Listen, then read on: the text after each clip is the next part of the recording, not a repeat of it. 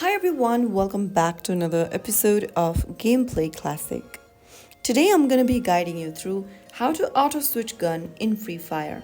In G Arena Free Fire, the auto switch gun feature automatically changes your weapon whenever your current gun runs out of ammo.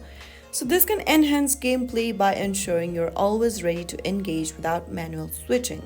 So in order to enable auto switch gun, first of all, open up Free Fire on your device and from the home page, tap the gear button at the top right corner. Once you do that, you will then end up in this page.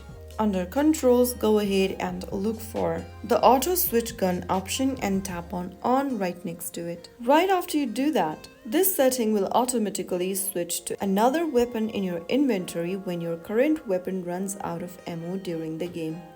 So that is how you easily turn on auto switch gun in Free Fire. If you found the video helpful, don't forget to like, share and subscribe the channel for more videos like this. I'll see you in the next episode. Thank you for watching.